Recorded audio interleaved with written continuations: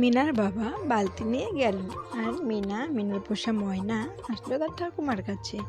তারপর ঠাকুমা ওকে বললো ওইদিকে একটু যেতে। তখন মিনা আসলে একটু মুরগির কাছে এসে দেখলো মুরগিগুলো ঠিকঠাক খাচ্ছে। সেখান থেকে মিনা একটু ঘোরাফেরা করার পর মিনা সেইখান থেকে কিন্তু আবার চলে যাচ্ছে।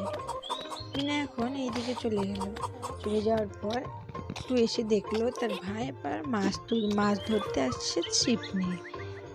আর সেইখানটায় আবার চলে আসলো মিনা, কারণ সেও কিন্তু ছিপ দিয়ে মাছ ধরতে খুব ভালোবাসে। তার জন্য মিনাও সেইখানটায় চলে আসলো।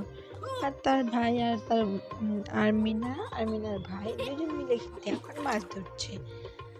আর যখনই মাছ পাচ্ছে মিনা হাততালি দিচ্ছে আর মিনার পোষা ময়নাটি ঘুরে বেড়াচ্ছে।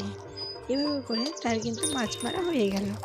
তারপরে আবার তার বাবা সাইকেল নিয়ে যাচ্ছে, তখন মিনা আবার একটু দাঁড়িয়ে রইল।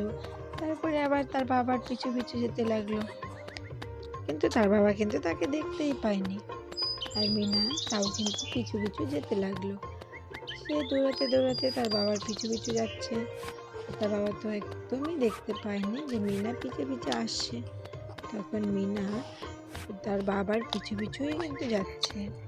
আর তার বাবা তো সাইকেল নিয়ে গেছে, তার বাবা তো অনেক দূর চলে গেছে। আর মিনা কিন্তু পিছিয়েই পড়ে আছে। তাও মিনা দৌড়াতে দৌড়াতে যাচ্ছে। যেতে যেতে সে এখন কিন্তু প্রায় চলে আসছে। আসার পরে দেখলো তার বাবার সবজি নেওয়া হয়ে গেছে। তারপরে আবার সে সাইকেলে বসে পড়লো। সাইকেলে বসার পর সে তারা আবার সাইকেল চালাতে চালাতে বাড়ির দিকে যেতে লাগলো। হঠাৎ করে ঝড় উঠে এসলো। ঝড় ওঠার পর মিনার বাবা তার জন্য হঠাৎ যদি আবার বৃষ্টিও নেমে যায়, তার জন্য তার বাবা খুব দ্রুত সাইকেল চালিয়ে চালিয়ে বাড়ির দিকে যাচ্ছে। তারা কিন্তু খুব দ্রুত সাইকেল চালালো।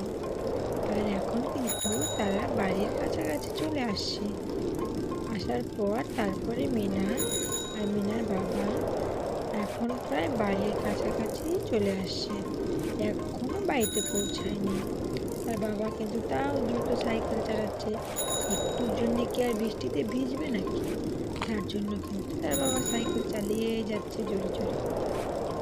এভাবে করে তারা কিন্তু প্রায় বাড়ির কাছাকাছি চলে আসছে। তারপরে তারা বাড়িতে পৌঁছে গেছে। বাড়িতে পৌঁছানোর পর তারপরে তার ভাইকে বললো ডাক্তার দিদাকে ডেকে নিয়ে আসতে। তার ভাই যাওয়ার জন্য রওনা হয়ে গেল। দৌড়াতে দৌড়াতে নদীর পাড়ে আসলো।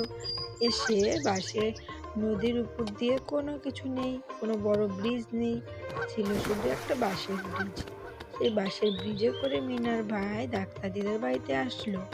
আসার পরই কিন্তু বাঁশের ব্রিজটা ভেঙে গেল। তারপরে আবার কিভাবে যাবে? ডাক্তার দিদাকে বলে মিনার ভাই নিয়ে আসার পর দেখলো তো আগেই তো দেখলো যে বাঁশের ব্রিজটা ভেঙে গেছে। তার জন্য মিনার ভাই আর ডাক্তার দিদা নৌকো চালিয়ে চালিয়ে এখন নদীর এই পাড়ে আসলো। এসে তারা কিন্তু এখন নৌকার থেকে নেমে গেল। নেমে যাওয়ার পর এখন তারা বাড়িতে পৌঁছে গেল।